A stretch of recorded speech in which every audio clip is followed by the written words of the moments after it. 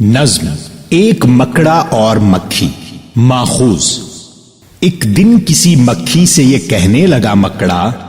اس راہ سے ہوتا ہے گزر روز تمہارا، لیکن میری کٹیا کی نہ جاگی کبھی قسمت، بھولے سے کبھی تم نے یہاں پاؤں نہ رکھا، غیروں سے نہ ملیے تو کوئی بات نہیں ہے،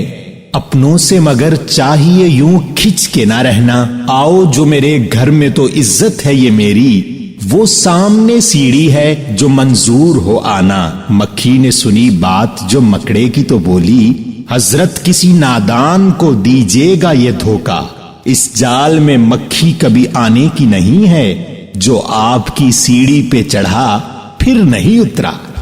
تشریح۔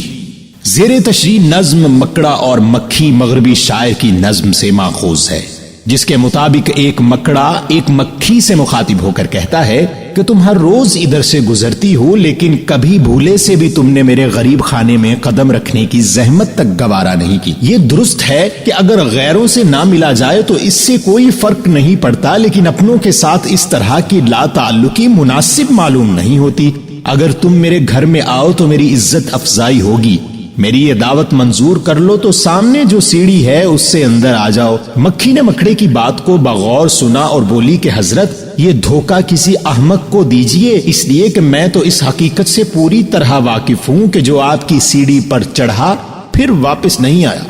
بند نمبر 2 اشعار 8۔ مکڑے نے کہا، واہ فریب ہی مجھے سمجھے، تم سا کوئی نادان زمانے میں نہ ہوگا، منظور تمہاری مجھے خاطر تھی وگرنہ کچھ فائدہ اپنا تو میرا اس میں نہیں تھا، اڑتی ہوئی آئی ہو خدا جانے کہاں سے، ٹھہرو جو میرے گھر میں تو ہے اس میں برا کیا، اس گھر میں کئی تم کو دکھانے کی ہیں چیزیں، باہر سے نظر آتا ہے چھوٹی سی یہ کٹیا، لٹکے ہوئے دروازوں پہ باریک ہیں پردے، دیواروں کو آئینوں سے ہے میں نے سجایا، مہمانوں کے آرام کو حاضر ہیں بچھونے،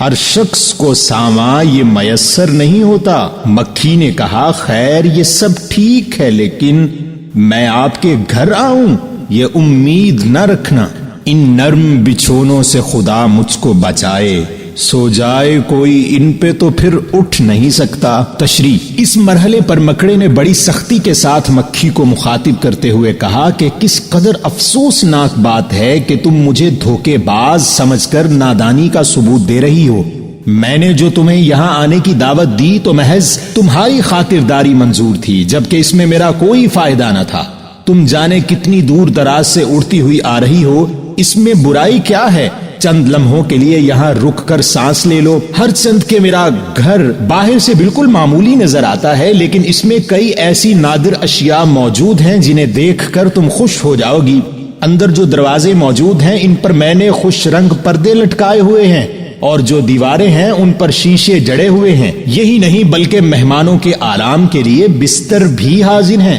تم جانتی ہی ہو کہ ہر شخص کو ایسی آسائشیں میسر نہیں ہوتی۔ مکھی نے جواباً کہا کہ بے شک تمہاری بات درست ہوگی، پھر بھی میں اس حقیقت سے اچھی طرح واقف ہوں کہ ان بستروں پر اگر کوئی بدقسمت سو جائے تو پھر قیامت تک نہیں اٹھ سکتا، لہٰذا مجھ سے یہ توقع نہ رکھنا کہ سب کچھ جانتے بوجھتے ہوئے تمہارے گھر آ جاؤں گی۔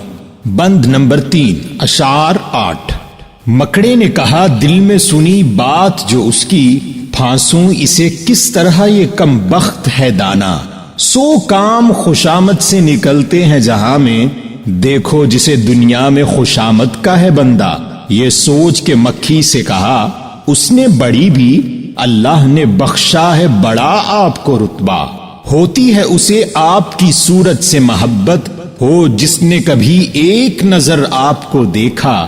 آنکھیں ہیں کہ ہیرے کی چمکتی ہوئی کنیا، سر آپ کا اللہ نے کلغی سے سجایا، یہ حسن یہ پوشاک یہ خوبی یہ صفائی، پھر اس پہ قیامت ہے یہ اڑتے ہوئے گانا۔ مکھی نے سنی جب یہ خوشامد تو پسیجی، بولی کہ نہیں آپ سے مجھ کو کوئی کھٹکا، انکار کی عادت کو سمجھتی ہوں برا میں، سچ یہ ہے کہ دل توڑنا اچھا نہیں ہوتا۔ یہ بات کہی اور اڑی اپنی جگہ سے،